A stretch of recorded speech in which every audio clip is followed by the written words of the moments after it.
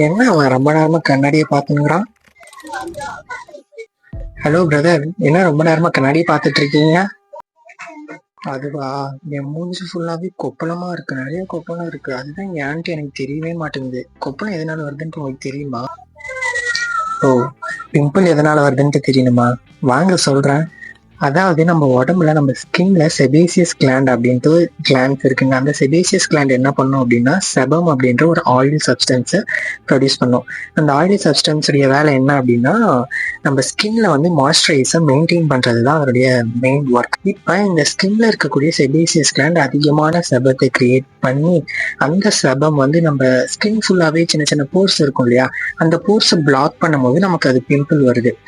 வேற எப்படி வருது அப்படின்னா, நம்ம மூஞ்சி அடிக்கடி தொடுவோம் இல்லையா, அந்த மாதிரி தொடும்போது நம்ம கையில இருக்கக்கூடிய பாக்டீரியா தூசிகள் இதெல்லாம் நம்ம முகத்துல பட்டு அப்படியே நமக்கு பிம்பிள் வருது.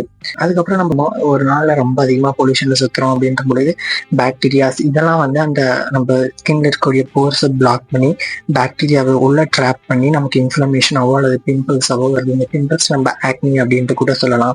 அதுக்கப்புறம் அதிகமான காஸ்மெட்டிக் ப்ராடக்ட் மேக்கப்ல அதிகமாக போடுறதுனாலையும் நமக்கு பிம்பிள்ஸ் வரலாம். அப்புறம் ஹார்மோனல் சேஞ்சஸ் மூலியமாகவும் நமக்கு வந்து பிம்பிள்ஸ் வருது. பியூபர்ட்டி அப்போ, மென்ஸ்ட்ரல் சைக்கிள்ஸ் அப்போ, அதிகமாக ஸ்ட்ரெஸ்ல இருக்கிறப்ப நமக்கு அதிகமான செபம் கிரியேட் ஆகும். அதன் மூலியமாகவும் நமக்கு பிம்பிள்ஸ் வருதுங்க.